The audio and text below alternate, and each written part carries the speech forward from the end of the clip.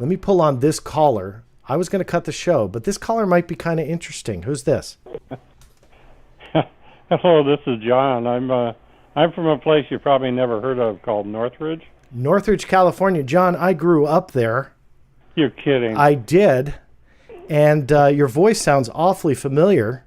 Well, I imitate a lot of people sometimes. You do? Well, you probably imitate me a lot, just a much older version. Let me introduce everybody to my father, who has probably been watching and wants to, I don't know, turn it into a political talk show or something and get me in trouble. Well, actually, I was gonna, but I got something different to ask. Oh, good. Well, wait. So before you go there, so anybody who's followed the Black Vault for a long time, this is Greenie 2 that has been on the message boards for a long time. Now, with the social media empires taking over, message forums aren't as popular anymore. But my dad has been a long-time user under the name of Greenie 2, has gotten into trouble more times than I can count. I think I've banned you 100,000 times, but you keep coming back. But I'm not done yet. Yeah, sure. But okay, so let's get to the question. I'm a little nervous. Okay, well, first of all, I wanted to say your mother and I were just glued to the Showtime UFO show. We thought it was just absolutely fantastic, and we're going to probably watch it again 5 or 6 times. Oh, well, I appreciate it. My biggest fans, you two. No, actually, what you were saying a little while ago about, we have such a fascination with, in our country, maybe even the world, with, have we had visitors from far, far away places, and, the fascination of, is there life somewhere, is there not, and how would we react to it? But then on our side here, we don't have that kind of fascination about watching our own space program, and it's, we're doing amazing things, and we're going to amazing places. I mean, nowhere remotely close as,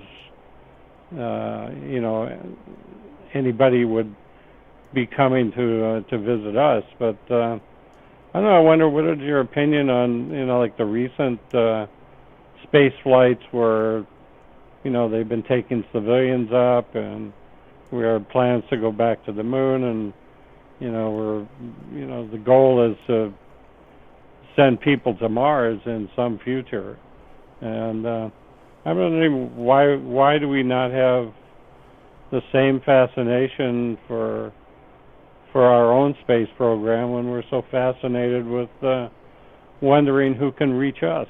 Yeah. No, you're absolutely right. And there's a bunch of chat things coming in right now. So to address some of the questions, this is my dad. So yes, I'm not kidding. This is John Greenwald Sr. I grew up in a house, and Dad, this is for the audience who doesn't know this, but I grew up in a house where my dad worked on the space shuttle. And so when you see the space shuttle take off, or when we saw it take off, the big engines on the bottom, the RS-68s or the SSMEs, that was my dad's baby. So he was, you were and are a hero to that entire program. And I'm not saying that because you're my dad, but thank you. But it instilled a love for me into the space program. And growing up, the privatization of it, and I think actually you and I may even differ on this, but I hated to see that. I hated to see the commercialization of the space race, and essentially the Elon Musk and the Jeff Bezos and Richard Branson going up. And I didn't like that. Because I felt the passion was lost.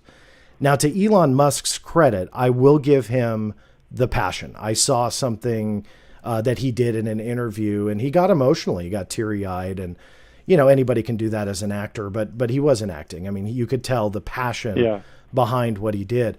So I can see part of the passion, but I think that plays a role in that the general public has lost interest. And I really hate to say this, but it was fun to see so many big numbers watch Branson go up and Bezos go up. But I cringe saying this, but how it's like watching a NASCAR race that they're looking for the crash.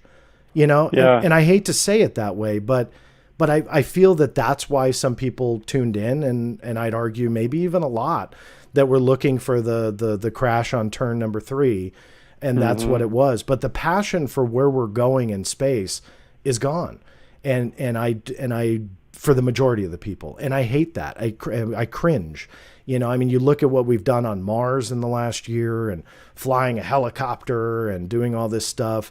That to me is so overlooked and so lost, I think. And Yeah, it's remarkable, and you would think that people would be marveling over it, especially when you hear that that little helicopter had a swatch taken off of the Wright brothers airplane, yeah, and was on that little helicopter. That's just astounding Yeah. to me. Yeah, and those are the types of stories I think that the general public is missing out on, and I feel that we're, as a whole, losing that. And the question mark is, you know, people love the UFO stuff, like our aliens here and so on and so forth, because it's pop culture-y and it gets some good headlines. But I think that they're missing the bigger picture, you know, that we should really sit down and figure out what the answer to these questions are. And I think a lot of people aren't. I interviewed Avi Loeb from Harvard University on this channel not too long ago, and you can see that he really wants those answers.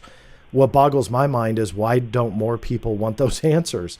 Not only in the scientific community, but the general public. And I wish I knew the answer to that, but I don't have it. But I will say that was one thing growing up that was so amazing that I've never lost, which was, you know, the love for the space race and space technology and the advancements for that, because there was such passion with what you guys did. And another quick story for the audience is that Dad would, can I admit this? Dad would have these take your son to work days or take your kid to work days. And you had to be like under a certain age, you know, to go. And can I say it? How many years after did I blow past the age that I was supposed to be? And I think you kept saying, "Oh yeah, he's 7," and I was like 18 going in there. And yeah, I think that last one we got you right in, but you remember there was a control center, and they were communicating. I forget what it was. It wasn't only with the shuttle, but I started asking about something that I guess encroached on a classified aspect of the communication technology. Do you remember that? Yeah. I don't know if you got in trouble for that, but yeah, I remember. No, you know where I think you also asked that? When we went down and we took that, didn't we take a tour on a Navy ship, and you started asking the guy classified questions or something? And yeah, that too. That was in San Diego. I think we did that ship. No, the one was at your work, because I was afraid I got you in trouble. It was in one of the conference centers, and they were able to tap into the shuttle. They were able to communicate with Houston or Florida. Yeah, they could. Well, every launch was monitored in a control room, you know, actually in the main building there. And that actually is now in the museum. Remember when we went to see the Enterprise, and not the Enterprise, the Endeavour? Yeah. And they had that whole control panel that came out of the main building that they would monitor every launch from. And well, have you got another second I can tell them a little story about of course. The open house when you came? Yeah, this is a pleasant surprise. Well, when I got John to come in for Bring Your Kid to Work Day, I had a special part that I asked my boss to hold for a day till John was there, and it was the replica manifold of the X-33 main injector manifold, and I had it all set up, and John and I welded it together, and it was then X-rayed and approved for the procedure to weld the main manifolds on the X-33 engines, which were called the linear aerospike. So John has actually welded on things that were used for space, and I believe that little manifold that we welded, John, was assembled into a smaller size engine, and it was mounted to the back of the SR-71, and actually flown to do tests for the X-33. But wow. Unfortunately, the X-33 program was canceled, and it had failures in part of the fuselage and the fuel tanks leaking. So that was a great program, but it never made it off the ground. It was canceled. But John got to weld the actual manifolds that approved the welding for those engines.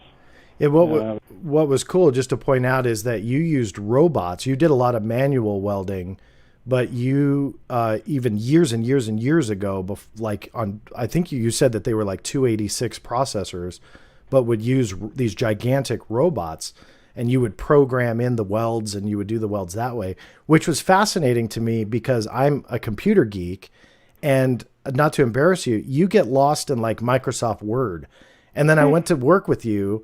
And then you're like programming these, robots and welding all this stuff that's flying humans to space. I'm like, who's this guy?